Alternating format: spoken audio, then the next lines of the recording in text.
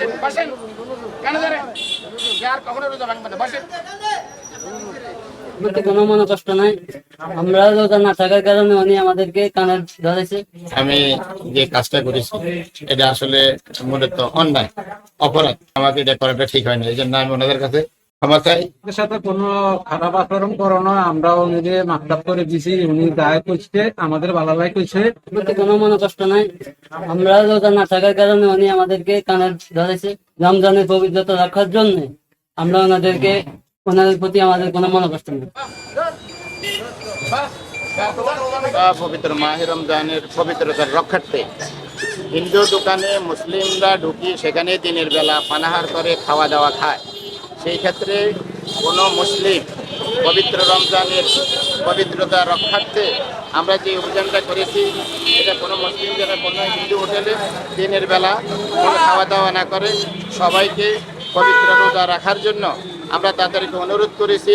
সকল মানুষ যেন রমজানের পবিত্রতা রক্ষা করে এবং রমজান মাসে যেন রোজা রাখে। কেন ধরে উঠে বসেন বসেন কেন ধরেন আর কখনো রোজা ভাঙবে না বসেন। ওনারা হোটেলে খাওয়ার জন্য ঢুকছে, তাৎক্ষণিক আমি রমজানকে স্বাগত জানাই। ওনাদেরকে বলছি যে আপনি এখানে খাচ্ছেন, আপনারা তো মুসলমান।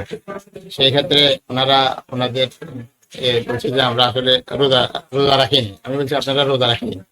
এই মর্মে আসলে আমি যে কাজটা করেছি এটা আসলে মূলত অন্যায়, অপরাধ।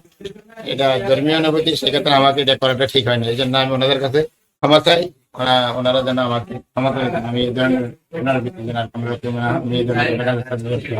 উনি আমাদের কাছে ক্ষমা চাইছে, আমরা এতে ওদের সাথে কোনো খারাপ আচরণ করো না, আমরা উনিকে মাফতাব করে দিছি, উনি দায় করছে, আমাদের ভালো লাই করছে। আমরা উনির হয়ে আর কোনো ক্ষোভ নাই। আমার 7 ছেলে 2 মেয়ে। কোনো সমস্যা নাই তো আপনার? জি না। আবারও বলছি, কোনো সমস্যা নাই তো? জি না। সবাই মোটামুটি একমত পোষণ করেছে। ওনার মনে কোনো রাগ নেই, কোনো নেই। গোলাগুলি করে দরকার